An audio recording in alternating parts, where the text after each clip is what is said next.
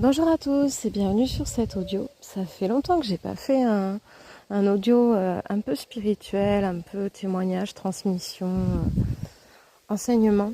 Dans cet audio, j'ai envie de vous transmettre une partie de mes recherches, de mes découvertes au sujet des âmes jumelles. Alors,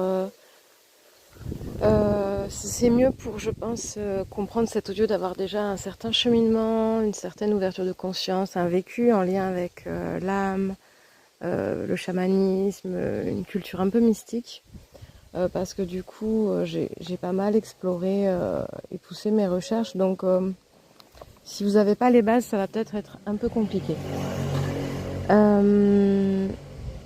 Donc, ce que j'aimerais vous partager en premier sur les âmes jumelles, ce qui peut-être est le plus important aujourd'hui à mes yeux, c'est que c'est un concept New Age. Donc c'est un concept qui est développé dans une certaine sphère, avec certaines croyances, certaines valeurs, qui véhicule certaines idées, et qui n'est peut-être pas un concept qui est lié à l'humain, et qui est dédié au bien-être de l'humain.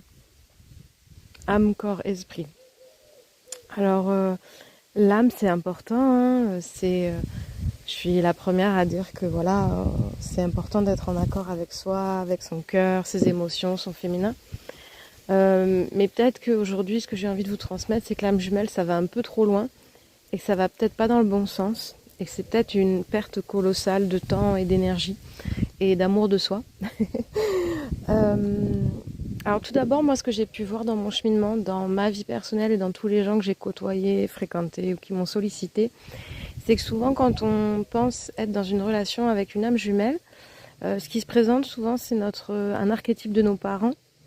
Et souvent, il y a quelque chose de très incestueux, de très malsain. Et c'est d'ailleurs ce qui crée une attraction aussi incroyable en termes de deuxième chakra et d'énergie sexuelle.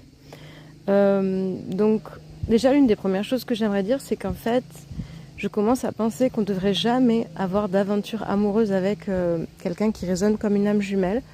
Parce que finalement, c'est des énergies sexuelles qu'il ne faudrait pas mélanger du tout. Donc ça, c'est vraiment l'une de mes observations les plus fortes.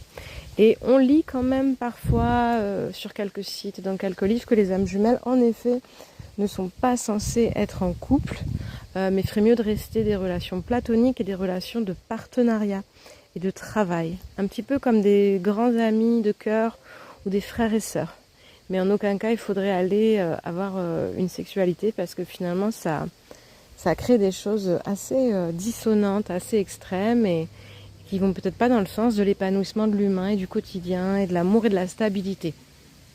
D'ailleurs, on le voit très bien dans tous ces concepts d'âmes jumelles, on se retrouve avec des tierces, des triangulaires, des quadrangulaires, des trucs. Et finalement, on voit bien qu'il y a quelque chose qui est pas logique dans tout ça.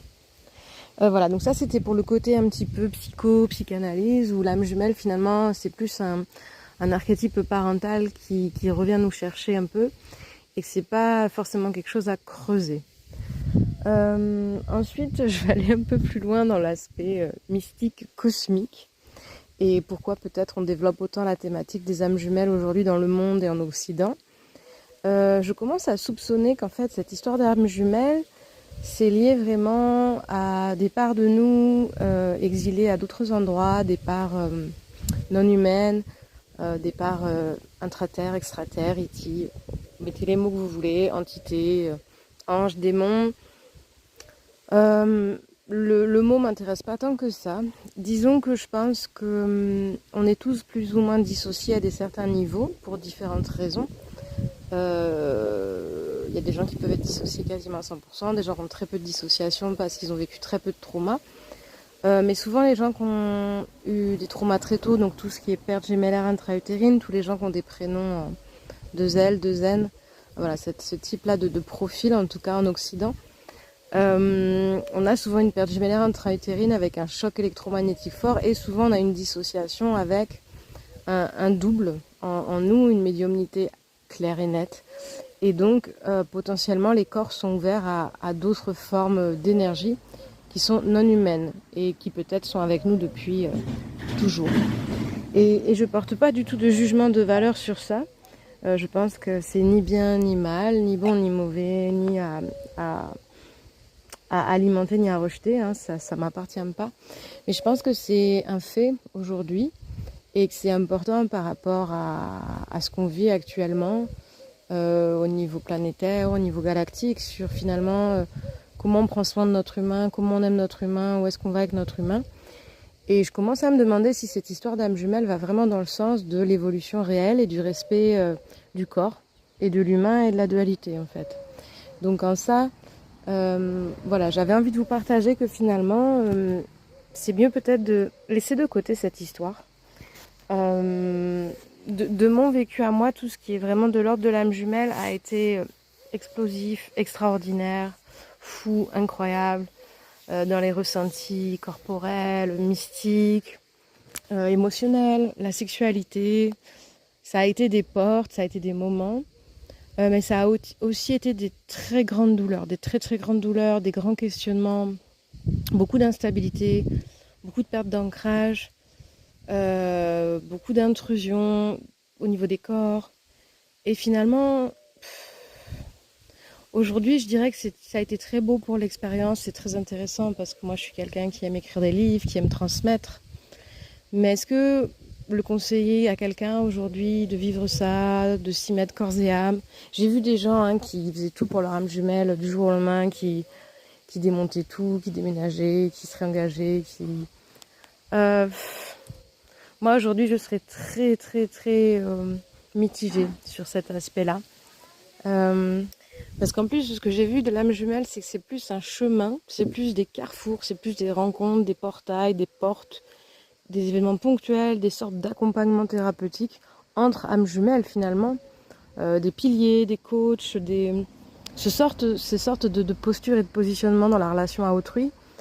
Et finalement, le couple ne se place quasiment jamais, et pas dans la fidélité, la loyauté, la stabilité, parce que du fait même que l'âme jumelle serait liée à des entités non humaines, à des énergies, des fréquences qui sortent un petit peu de la vibe classique terrienne, forcément ça crée un peu un chaos en fait, de tout mélanger, de tout secouer, ce qui a lieu dans la sexualité, surtout si voilà, les femmes s'ouvrent, si on va dans la réceptivité, si en plus c'est des gens qui vont dans le tantra, si c'est des gens qui vont chercher dans les espaces, si c'est des femmes qui sont très ouvertes au niveau de leur corps, au niveau de leur deuxième chakra, au niveau de leur bassin.